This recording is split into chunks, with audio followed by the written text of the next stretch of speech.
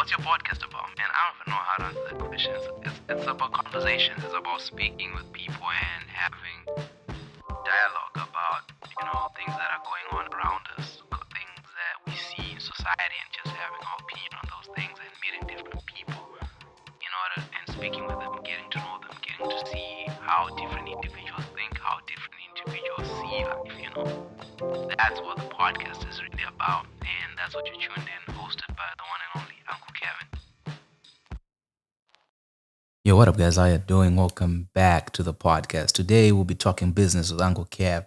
In this podcast, what we mainly do is look at business strategies, which topics are making headlines in the business world, and yeah. So if you're first time around here, smash that subscribe button. Without further ado, today we'll be looking at one of the biggest social media companies that we have around, which is TikTok. TikTok is gearing up for games, including interactive mini games for TikTok Live.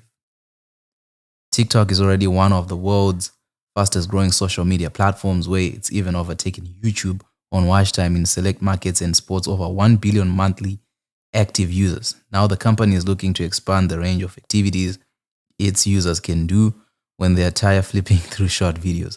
A report from Reuters today indicates that the company is further investing in HTML5 games and has already begun tests. But we understand there may be more to TikTok's gaming strategy than web-based gaming. It appears TikTok is also working on a live mobile gaming feature that would allow creators to better engage fans whilst live streaming. It's fascinating when you look at the rise of TikTok over the past few years. These guys are phenomenal at running their business, because I remember at one point when TikTok was just Musically, and the way it grew and the way they took advantage of the pandemic is phenomenal. It just goes to show what capital, infrastructure, great idea, amazing team can do for a business.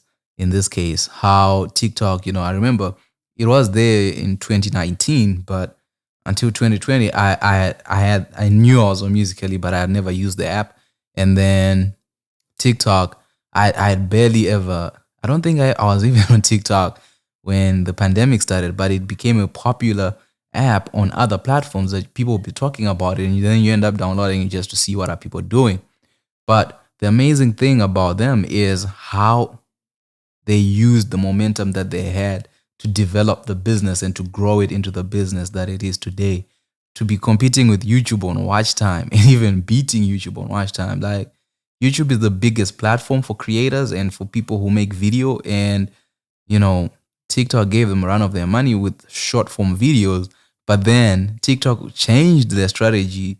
Their entry into the market was they were using short form videos, and then they went into long form videos. And now with gaming, when they start to introduce gaming, it's just about to level up for them, because now they're not only competing with YouTube, but they're now starting to look at companies like Twitch, which will be phenomenal if they can bring that whole Twitch base. And if TikTok ends up having the features that you need from all these platforms, and they can offer all those features on their platform, the only thing that will be left is monetization for creators, and then boom, it's a whole different ballgame.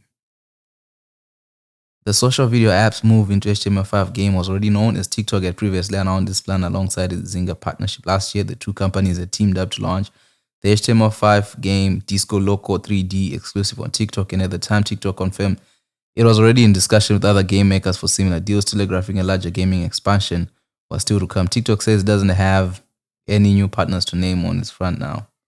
Yeah, man, I can't wait to see how big they can go and what other different moves they'll make, because with the social media space, right, it's like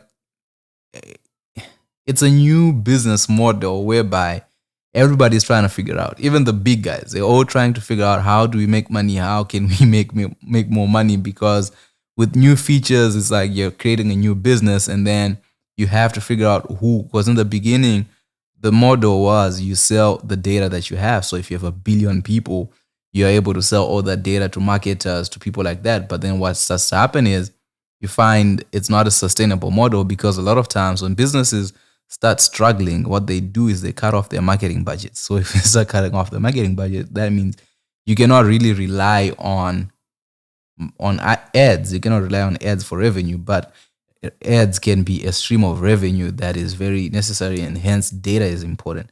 The other thing that you can move on to is offering your users more services that they can pay for. With gaming, you can offer a game and then put in perks within those games. So, like, buy a t-shirt, buy this for your character, and then that's another way of starting to create revenue for game developers and also for TikTok. So this move is a big move for a company with a billion active users. Imagine if out of a billion, 500 million spend 50 cents a day.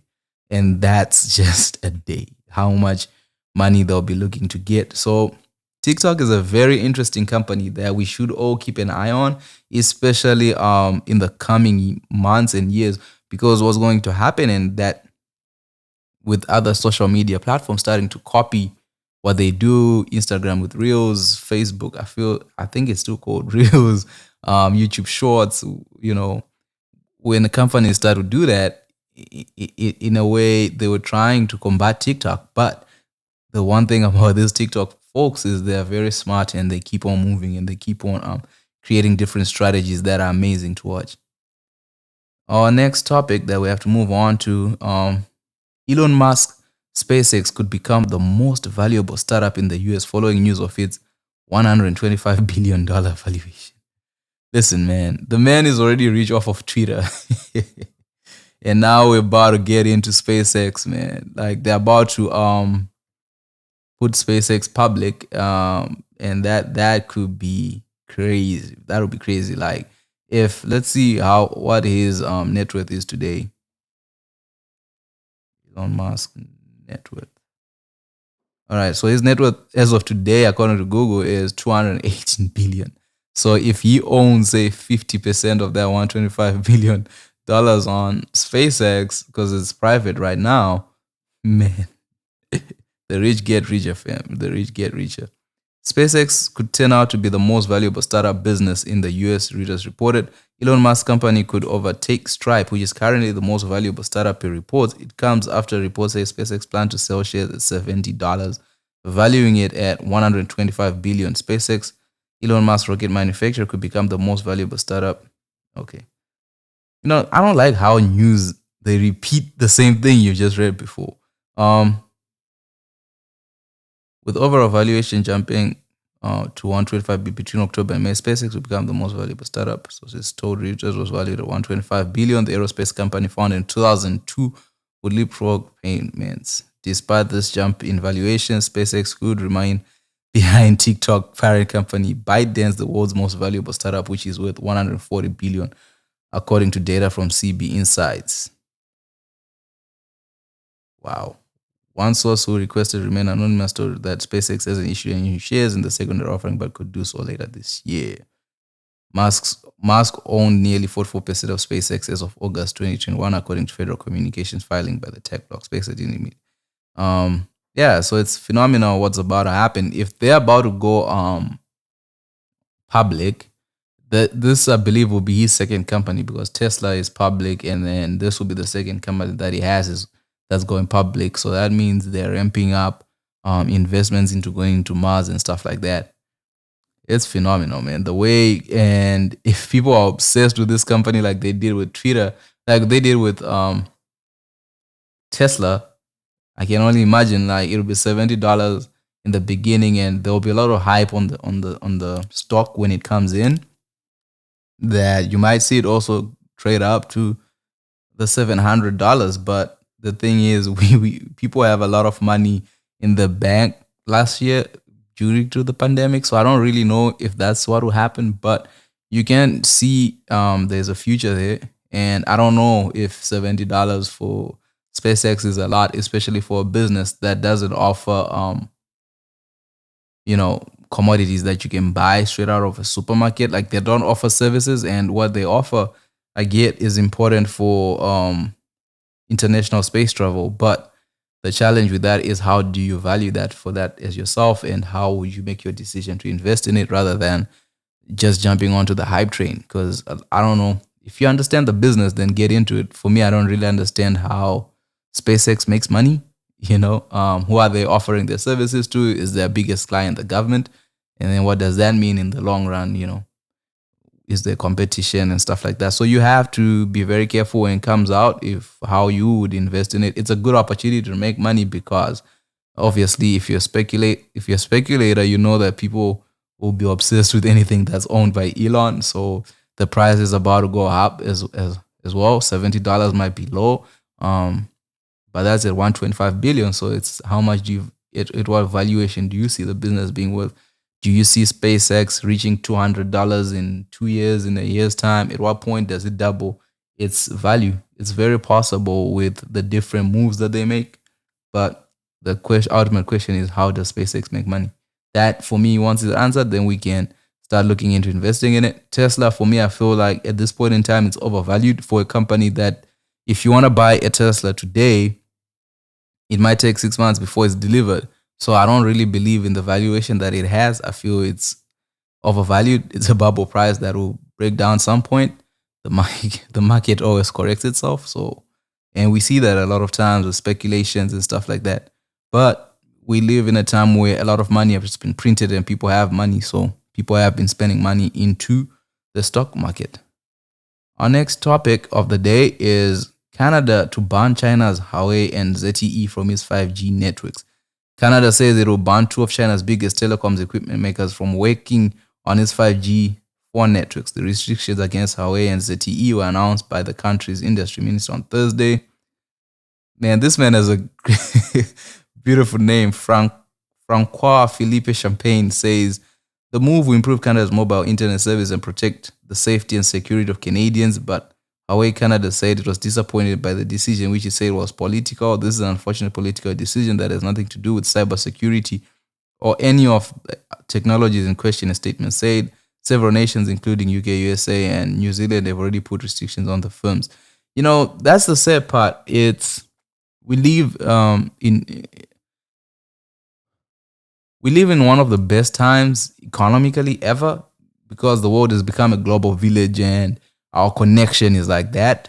But we also live in a reality where we have geopolitical concerns with things that happen. You know, there are always political situations, and politics affects business and politics affects economics. And you always have to be very careful how you move and navigate the world, especially for countries. And when you look at how we've become super reliant on telecommunication, how communication is vital, especially for data movement and data progress. And there's a lot of things that happen that to the layman, we don't really understand what goes on, especially with these networks, how our data moves and how our data is tracked and how that data can be used to do harm or to not to serve and protect, right? So for countries, for politicians, what they have to look at is when you're looking at Chinese companies where a lot of times there's a little bit of influence from the governments is how much do you want them to integrate into your country's infrastructure and have access to that information. So whilst Huawei Canada might be working, judiciously based off of their fiduciary duty to make money for their shareholders, it's also that we don't really want the Chinese government having access to our information. We don't really want this. So those decisions then the political decision becomes a business decision. And in which, in as much as there's a lot of benefit of having Huawei and ZTE in Canada, employing people, creating opportunities and bringing software and technology that the country needs to keep moving forward, there's also need to be very wary of, things happening, because you never want a security breach where then you go, oh, we could have done something and we didn't do anything. So it's a very tricky subject where you have to look at it from both sides and be like, oh yeah, I can see why the Canadians made this move. I can also understand why Huawei is like, yo, we're just trying to make money, But at the end of the day, it is what it is. Canada's announcement was hardly expected, as its allies had already barred Huawei and ZTE from their own high-speed network. Speaking to reporters in the Canadian capital of Ottawa, Mr. Champagne said, the decision came after a full review by our security agents and consultations with our closest allies. Let me be very clear, we will always protect the safety and security of Canadians and will take any actions necessary to safeguard our telecommunication infrastructure. In a 5G world, at a time where we rely more and more on our daily lives on our network, this is the right decision. A spokesperson for the Chinese embassy in Ottawa told Reuters news agency that Beijing sees the security concern raised by Canada as a pretext for political manipulation. Ain't this funny though? Like that's how it ends up being for China, because they have to put it that way, because they're losing out on revenue and it's their businesses that are being affected. But they're also ignoring that these people are there's a real concern, it's a real concern. It's like saying to a bully, listen man, I'm putting these rules in place so that you don't touch me. These are my boundaries. And then they're like, nah man, you know what, your boundaries, you're hiding something, you're not saying the truth. Huawei Canada said its equipment had been closely scrutinized by the government and security agencies. It added that there had been zero security incidents caused by Huawei equipment. Banning of Huawei equipment and services will lead to significant economic loss in Canada and drive up the cost of communications for Canadian customers, the statement said. Unfortunately, this decision is beyond our control as a business. However, we will do everything in our capacity to protect the legitimate rights and interests of our customers, partners, and ourselves. ZTE said it rejected the premise of the Canadian government announcement, saying it was highly speculative. We have always abided by international standards and best practices, opening up our cybersecurity labs to enable regulators and stakeholders to verify the security of ZTE products. Yeah, but the question is, what happens to the data? You have access to a country's data, and your technology can be used to send that data to your home-based country. That's the point that they're afraid of. So, in as much as you say, yeah, we understand you have, globally, ZTE and Huawei, I know in Africa have probably taken over, but these people have options, and they cannot. They will say, there's no other reason that they don't want to deal with you. It's just because the security threat is you. It's the elephant in the room. 5G or fifth generation is the next upgrade to mobile internet networks, offering much faster data download and upload speed. It also allows more devices to simultaneously access the internet. It comes as data usage is soaring as the popularity of video and music streaming grows.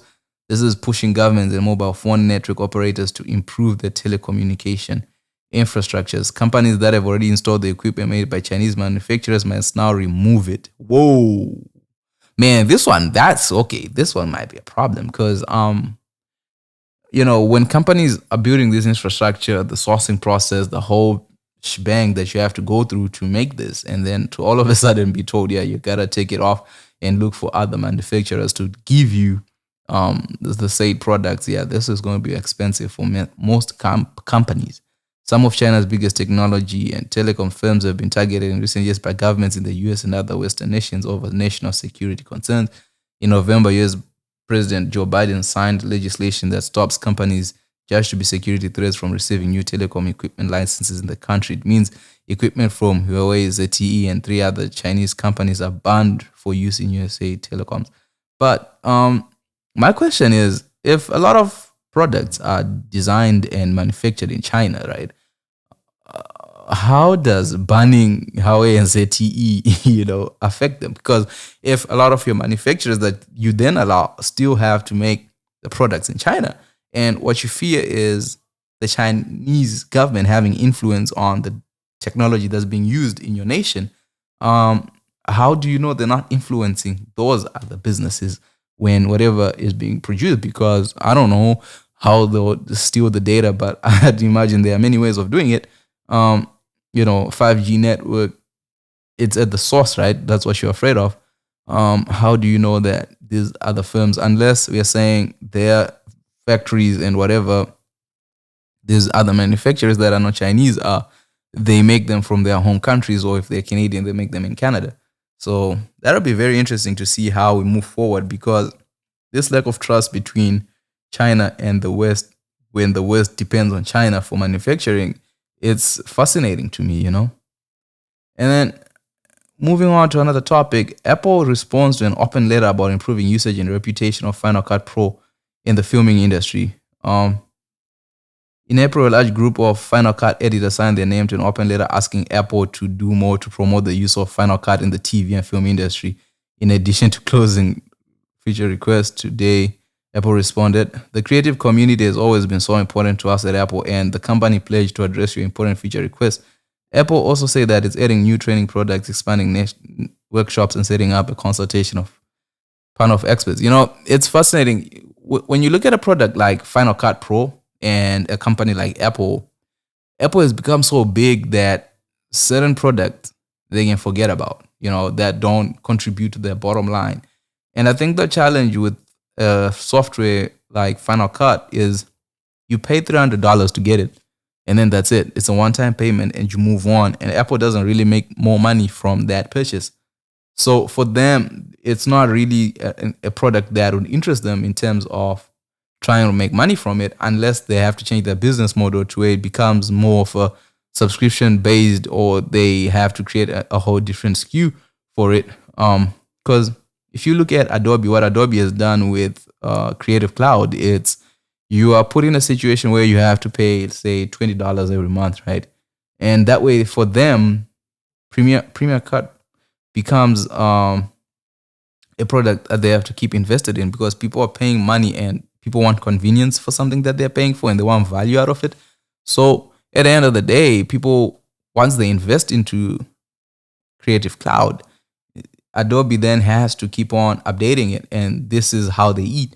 Whereas with Apple, because they have a diverse portfolio of products like Final Cut become obsolete to them and mean less to them.